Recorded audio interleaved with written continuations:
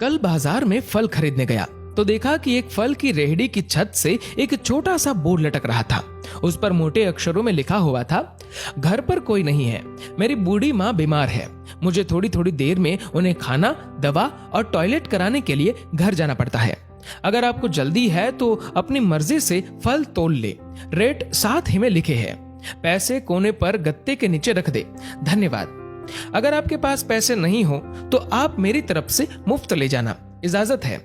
मैंने इधर उधर देखा, पास पड़े तराजू में 2 किलो सेब तोले, दर्जन भर केले लिए, बैग में डाले, प्राइस लिस्ट से कीमत देखी, पैसे निकालकर गत्ते को उठाया। वहां 100, 50 और 10-10 के नोट पड़े थे।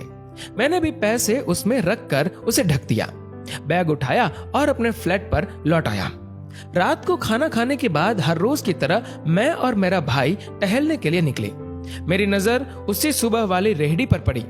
करीब से देखा तो एक कमजोर सा आदमी, दाढ़ी आधी काली आधी सफेद, मैले से कुर्ते पजामे में रेहड़ी को धक्का लगाकर बस जाने ही वाला था। वो हमें देखकर मुस्कुराया और बोला, साहब फल तो खत्म हो गए। उसका नाम पूछा तो उसने बताया कि मेरा नाम सीताराम है।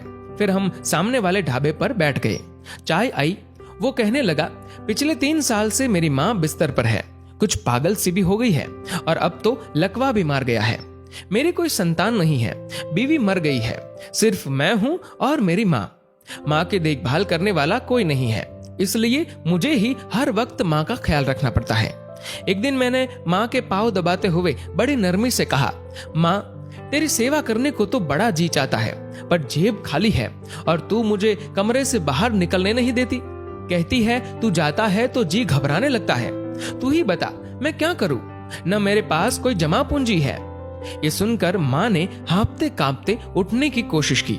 मैंने तकिए की टेक लगवाई। उन्होंने जुर्रियों वाला चेहरा उठाया, अपने कमजोर हाथों को ऊपर उठाया, मन ही मन राम जी की स्तुति की। फिर बोली, तू रेहड़ी वहीं छोड़ाया कर, हमारी किस्मत में जो होगा हमें इसी कमरे में बैठकर मिलेगा।